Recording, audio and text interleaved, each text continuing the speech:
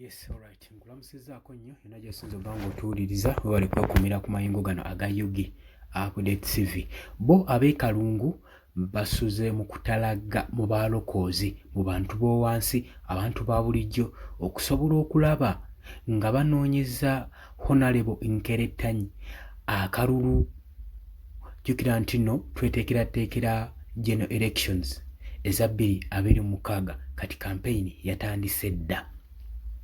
Bagamba nti nno bakedde kutabaala ddo to ddo nga batuuka mu baalokoozi okusobola okulaba nga babamatiza basobole okubeera nga baderivalinga omuntu omutuufu anaabeera eddoboozi lyabo bonna bonna, anaatuusa eddoboozi lyabwe mu paaliyamenti, anaakolera abantu obutajjula ng'omukwano gwange ali eyo ampuliriza.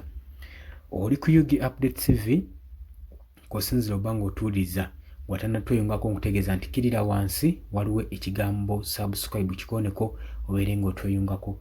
Abali emitala w'amayanja, abali Qatar, Oman, Dubai, abali Saudi Arabia, abali mu America, abali mu US, abali China nammwe abali Abungereza mbatumiddeko nnyo, mwenna abali mu diaspora mwe bali kwekuumira ku mayingo gano aga Yugi Update TV.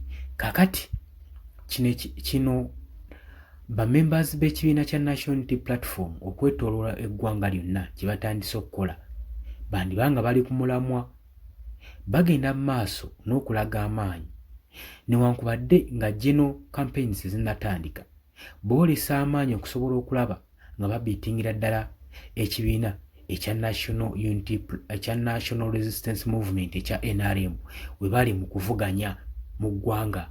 Wakati ebibiina tugambe nti byasigalawo 2 abali mu kuvuganya kati beeteekerateekera, era olwaleero basuzeeyo nga bakyatalagga bagenda kiwa ennaku 3 zokka West basobole okubeera nga batuuka mu baalokoozi babamatize, kwegamba babasigire ekifaananyi eky'omuntu gwe babaleetedde Honorable Nkeretanyi asobole okubeera nga bababatiza nti y'omu ku bagenda okuba nga abaderivalingira services saako n'eddoboozi lyabwe okuva ku muntu wa wansi okutuuka mu paaliyamenti, basobole okubeera nga bateeka enkyukakyuka mu ggwanga lyattu Uganda saako ne mu kitundu kyabwe, kubanga abantu b'omu Kalungu babadde bajeera, babadde tebalina ddoboozi lya mwanguka lisobola batuusizaayo ensonga zaabwe mu paaliyamenti y'eggwanga Uganda. Kakino batandise mobilization eno ebalaza amaanyi n'essuubi nti abantu b'e Kalungu nti gye bali era bagenda kuba nga basapootingira ddala ekibiina kino